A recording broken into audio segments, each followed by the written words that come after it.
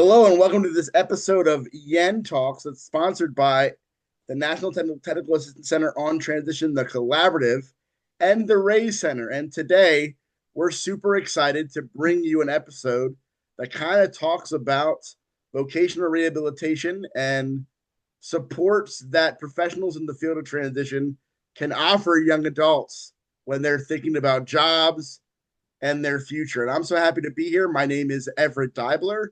I am an adult ally with the Youth Engagement Transition Initiative, or YETI, who sponsors and supports these Yen Talks.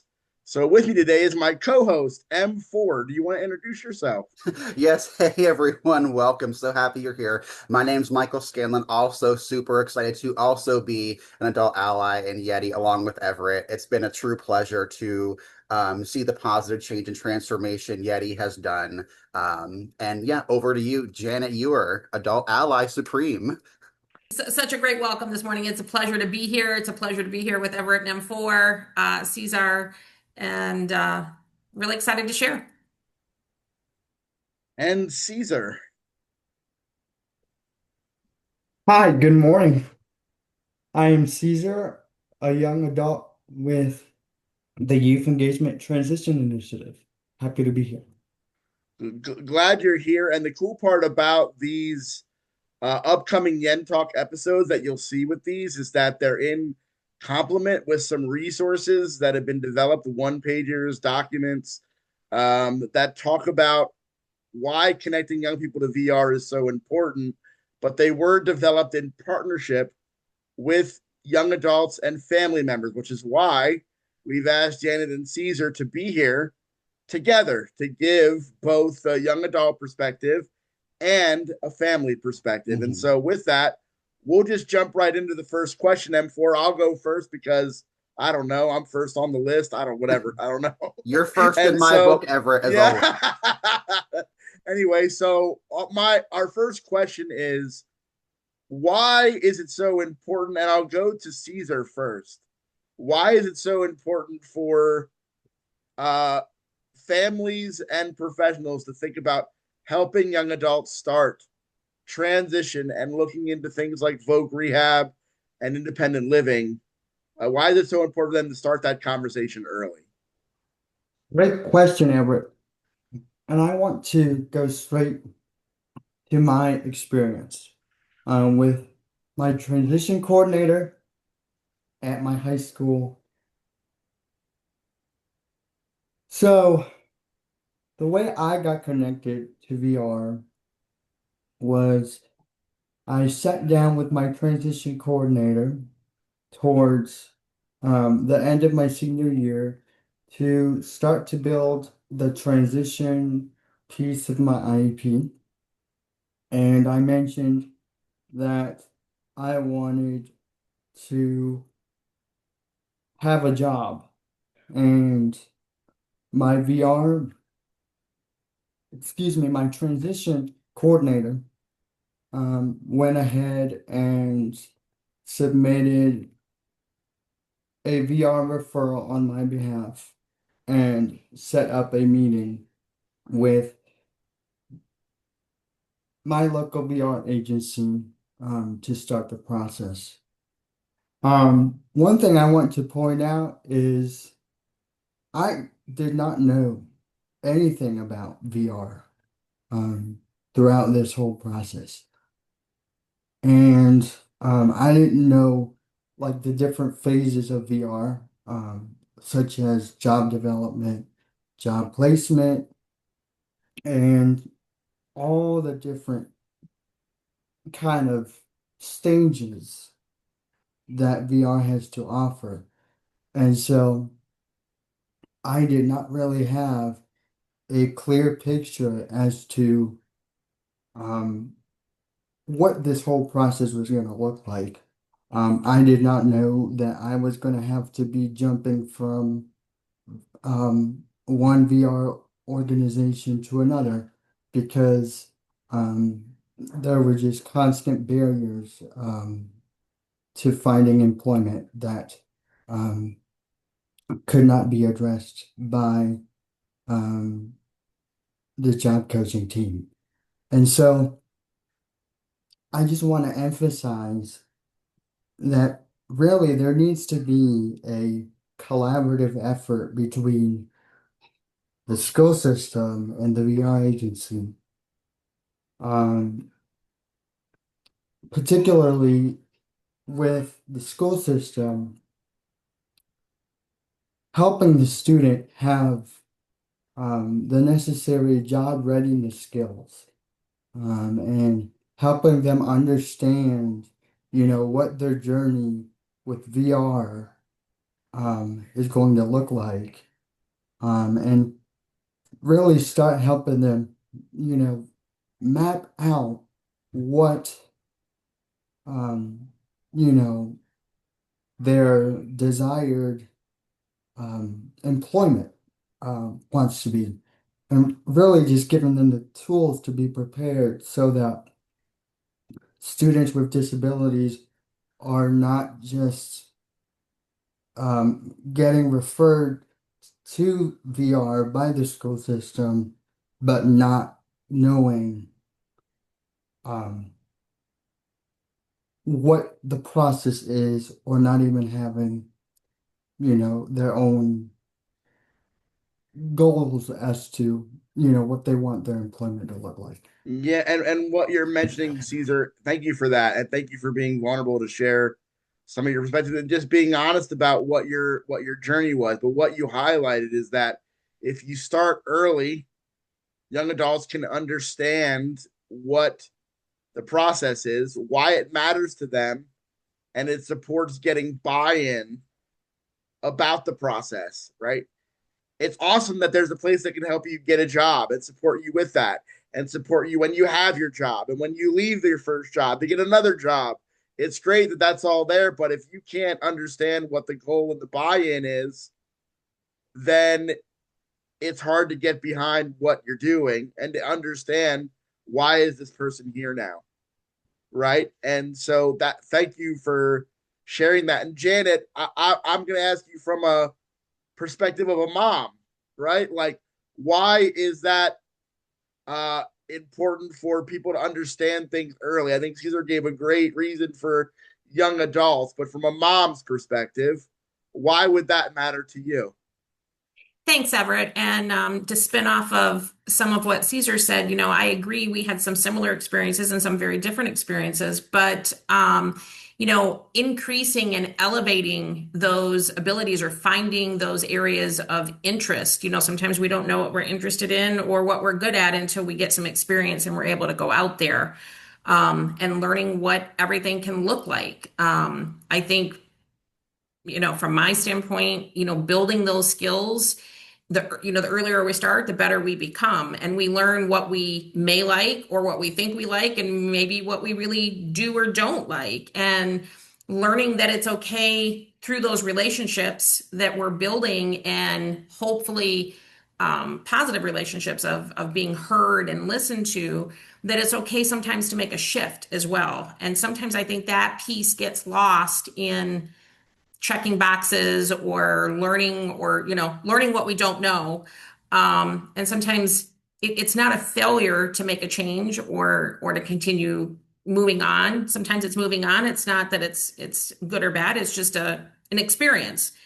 And the earlier we start that, I think the more we can grow from that, and the more we're allowing our young individuals to become more independent, self-reliant, productive community partners, which is, I think, the goal that we all have for our children. Yeah, and as a person, I know M4 and I both are people with lived experience, and to hear what you say about, hey, start getting experience early, that failure is okay, or that it's moving on. It's not really failure, it's what's next. And learning that is so important. And I feel like it took my family a long time to realize that stuff too. That the more experience you can get, that's good or bad, is is great for understanding what your future can look like. So thank you both. And M4, I know you have other questions for Janet and Caesar too. Yes, and you know that I'll do my best to keep things focused and quick. Those of you who know me, I Right. can easily make this like 3 hours. So get ready to go. No, but I'm keeping it professional for real. No, but just No, it's truly, all good. Caesar and Janet, I just really heard themes of discovery and transformation, and just letting people learn, and those joyful discoveries, or maybe through those tough moments, are things that were really worth celebrating. So thank you. Caesar, I'm going to pop this over to you first. My next question is, how can adults make meetings more comfortable for young people? And that could be potentially a VR focused meeting or discussing an IEP. Would love to hear your thoughts on that. Yes, absolutely. Thanks, M4. Going back um, to my previous answer to the previous question, um, it's really important that schools help students build job readiness skills because um, it's important that the student knows, what their goals are and what they're capable of before they go into those meetings so that when they go into a VR focused meeting, they are able to tell the VR team, these are my goals, these are my skills, how can you support me to achieve the employment outcome I want to achieve? Going back to my experience, it was it was rough because um, the VR agency had a hard time really helping me find employment in what my passion was and still is, which is disability advocacy. And you know, I really think that's why collaboration between schools and between all the organizations that support people with disabilities, it's important that the VR teams have that collaboration so that they could actually find opportunities that match the skill set of the young adult Hmm.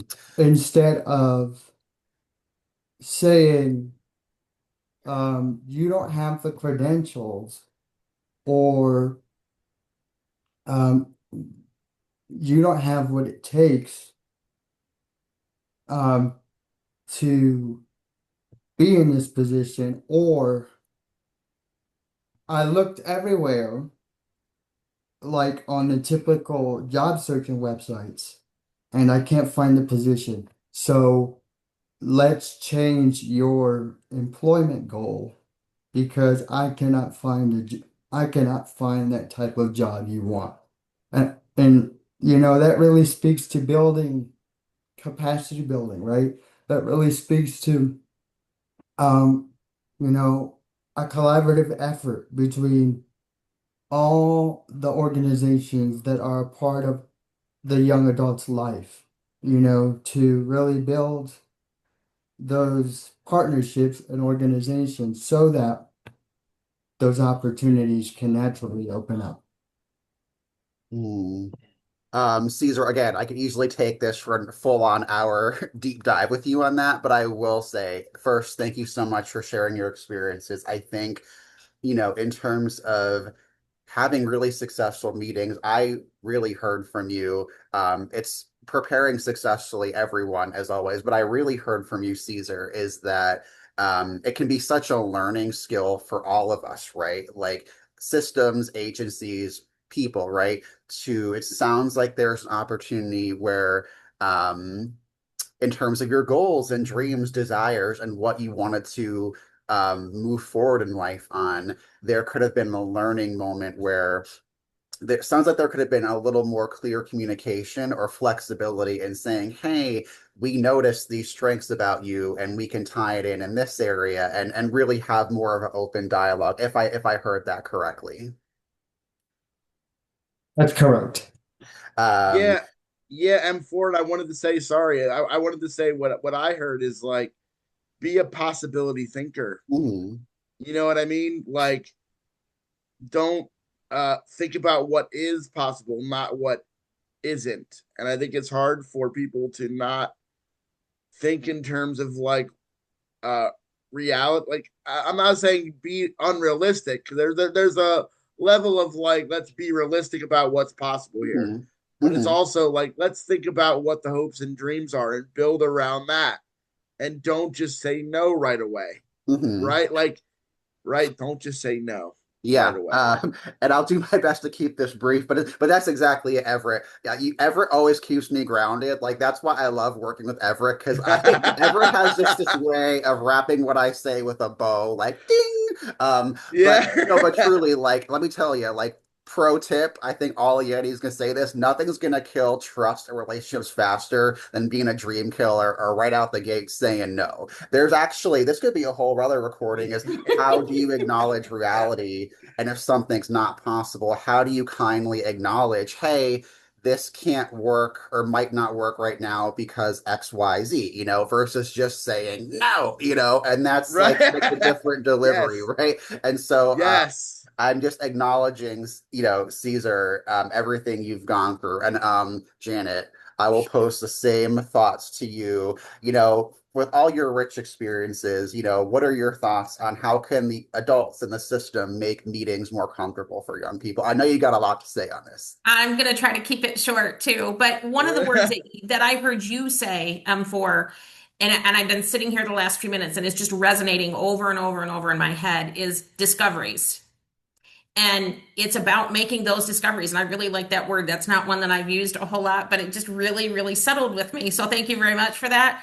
But discoveries, and it's going outside the box. I guess for us and some of our experiences, it was that persistence. And while this might not be the most realistic option, I understand that, but what other opportunities around that field, how can we navigate going out into that community and into these places and finding things that are related to that and relatable and doable, finding those skill sets early enough, and discovering how we can enhance them. So what I heard, everything really goes around that, enhancing those capabilities, and really discovering oneself. And how do you do that? Doing it younger allows a lot more growth and blossoming. And that word discovery, it really Hmm. resonates. M4. So Yeah, no, yeah, discovery. I'm so glad that sparked something for you, Janet. And so my next question, Caesar, over to you is I know we've talked about elements of this question already, but I'd love a little bit of a deeper dive for a minute on what can adults do to better work together around a young person and their goals, dreams, desires, anything that comes to mind for you. Yes, thank you, Inform. Um, you know, I'm gonna keep this very short. As we talked about already, not saying no to the goals of the young adult, right? Instead of saying no, right, it's important to think outside the box.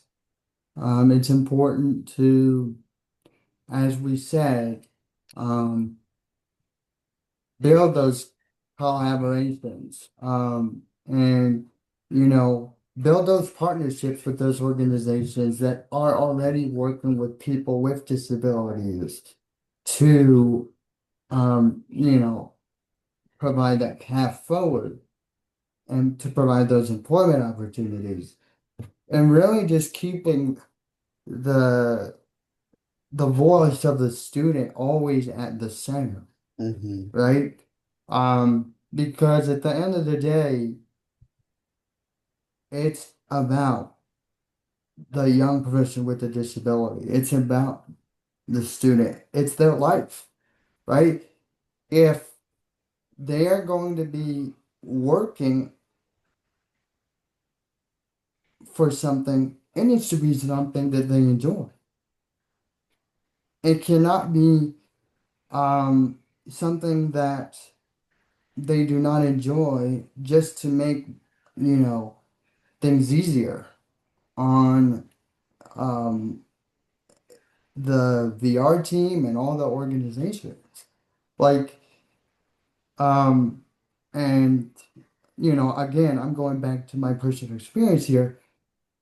How many times did my VR agency um, wanted to uh, put me behind a computer um, and uh, answering phone calls, right? Like a remote call center type thing, um, uh, because that was easier for them to find, and they could easily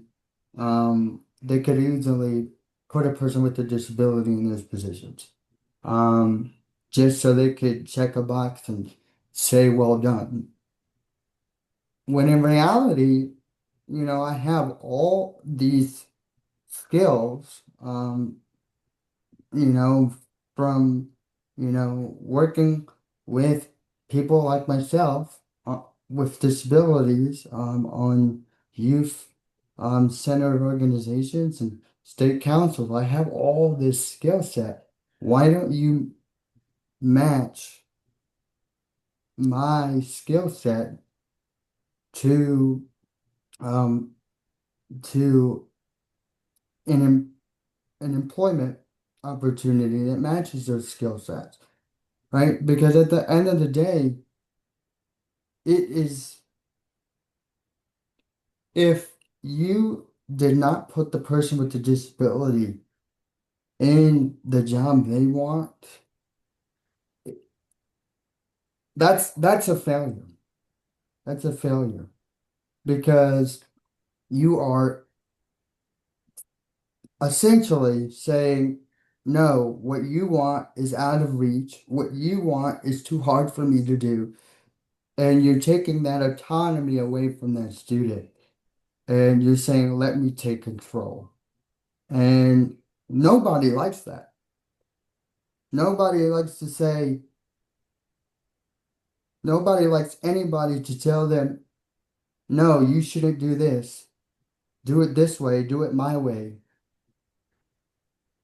And so if non-disabled people do not appreciate that, we do not appreciate that also. So always keeping our voice and our desires at the front and center.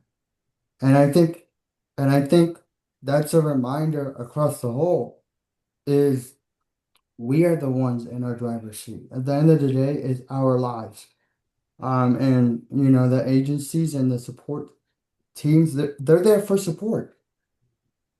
But we're the ones that are gonna have to, be waking up in the morning and going to that job site every day. So it needs to be something that we enjoy.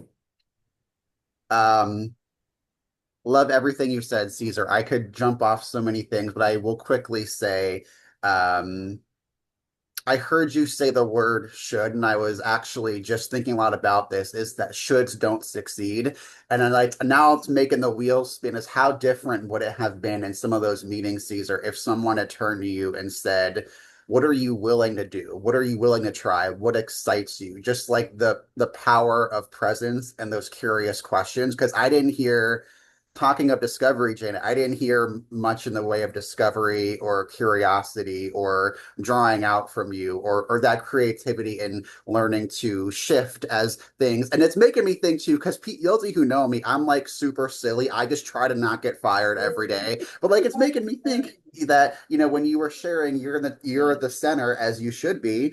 What would it be like if we went to someone else's house and be like, okay, you want to make a major life decision where to go on vacation? Guess what? We're going to decide for you. You thought you were going to Greece, you're going to Mexico now. It's like that shift is like there's some, so I see Everett, smiling a Yeah, bit. What are your thoughts, Caesar? and for if I can just add something very quickly, people think that keeping the youth voice at the center is asking them, okay, because this is what occurred to me.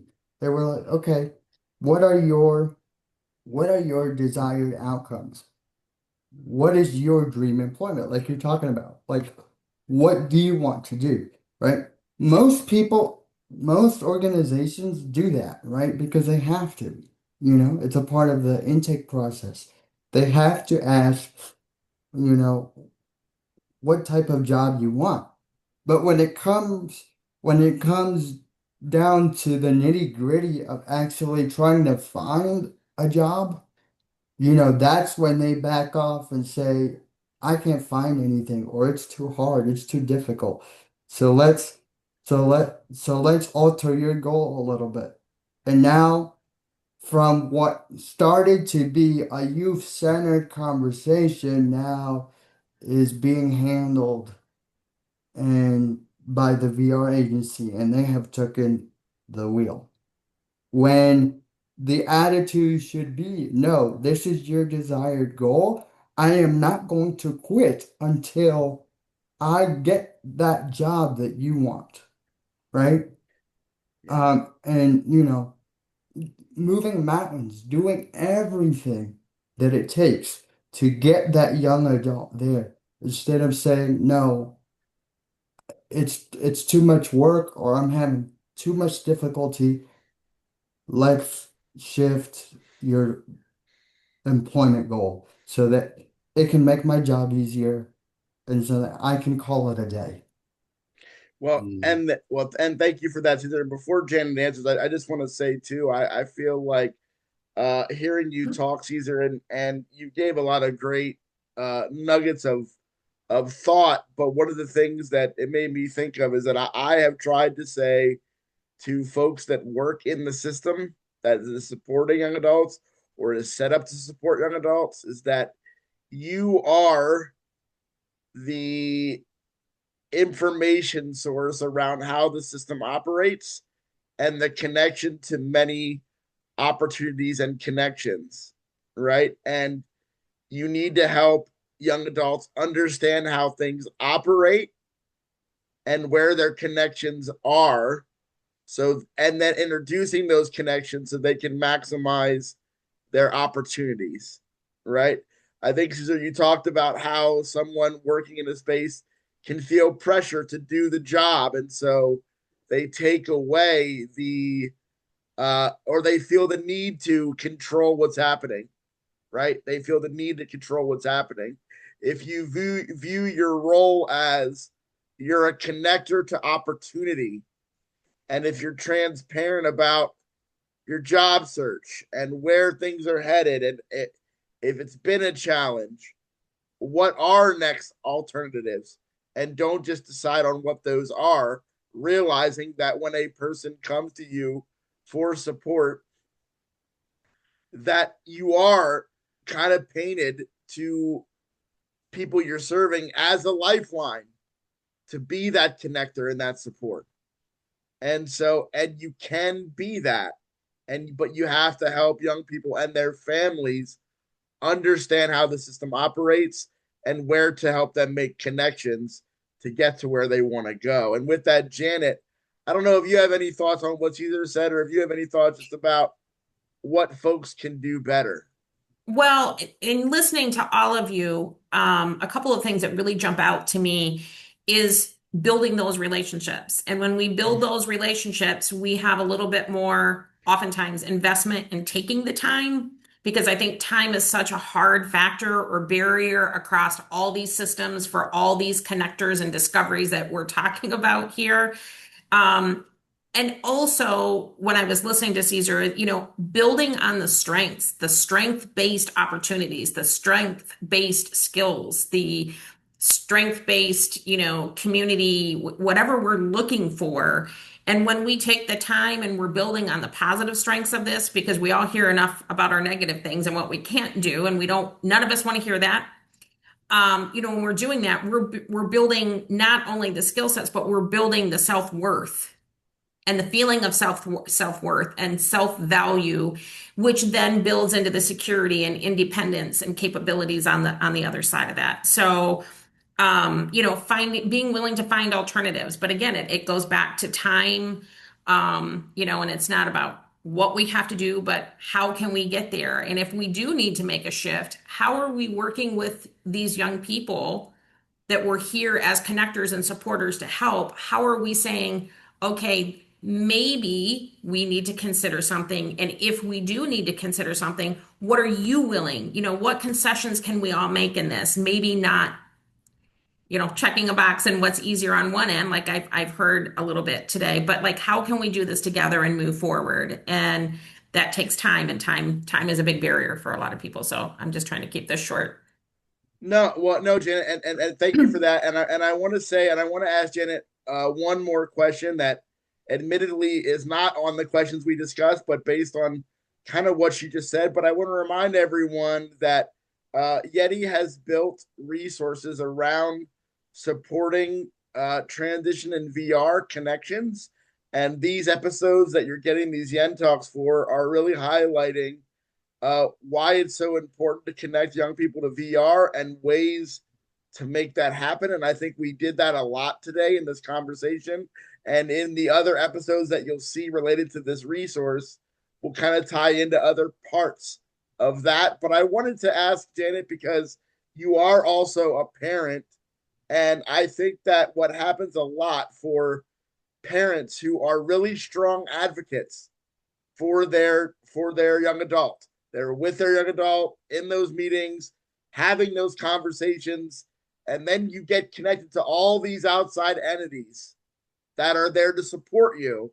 And I think it can feel like things are happening to you as a parent and to your young adult, and you don't have a lot of control, or it feels like you don't have a lot of control.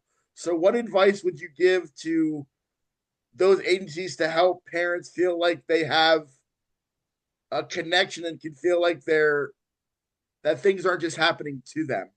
Does that make sense? It does kind of sort of, and I'm hoping my answer makes sense in the same order. Okay. But because I know what I want to say, and then sometimes putting it into words is difficult. So, again, it really goes back to that time and building that relationship, but it's also not providing shame or blame or pointing the finger. Like, it's okay to make a shift.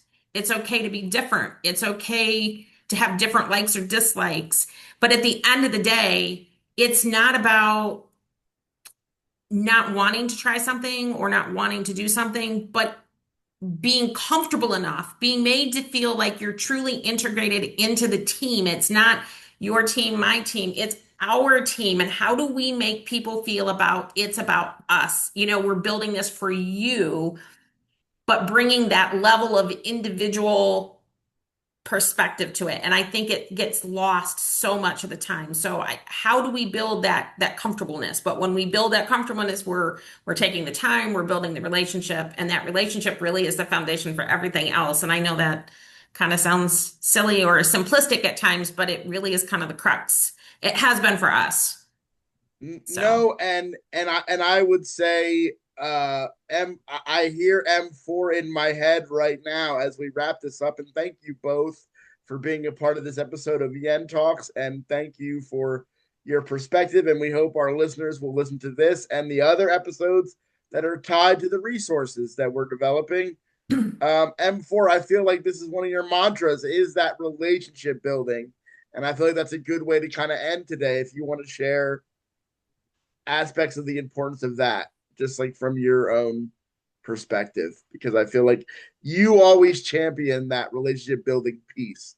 And I feel I like it do. is I'm so kind of the critical. broken record on that, but I just honestly am a firm believer in hearing all of us today, right? In this recording, it really is coming back to those relationships, whether it's on a professional level, personal level. I heard how we can succeed when we have those relationships that are there being our champion, being our ally. I've heard from all of you how things can kind of feel stuck or difficult if those relationships are lacking, if there's not trust or support or clarity or honesty, So I feel like that, and I'm also thinking too, I this could be another recording, but I'm also hearing I'd love to kind of from a systems level, what are those relationships like in each of the systems in VR at each agency? Because I'm also thinking about that. What's going to help each agency align to keep doing the best that they can do? Because so much is on everyone's shoulders, and I just really yeah, I'm that broken record on relationships. And I think and it sounds like within these meetings, the stakes are high. Like, I truly understand. Could talk again for hours on my own meetings I've had as a, youth and young adult. So truly, this is worth talking more about. And we hope that, if this inspired you, please check out Yeti, check out the Yen site, check out all of our resources, because these conversations are going to keep happening. And if you see this recording and you want to be a future guest or talk with one of us, like, we can make that happen. I think we're all about, again, amplifying our shared connections, our resources, our voices, and we hope you'll join us for a future chat. Thanks so much. So if you are listening to this and you want to get more resources, check out the Youth Engagement Now site. If you Google Youth Engagement Now, we do come up. If you really want to use a web address, it's yen.transitionta.org. Come find our resources. The Yen site is built around helping adults who are serving young adults have thoughts and perspective on how to better engage young adults in that process. And we're so happy that the Raise Center and the National Technical Assistance Center on Transition, the collaborative, it's the longest name in history, but they're awesome.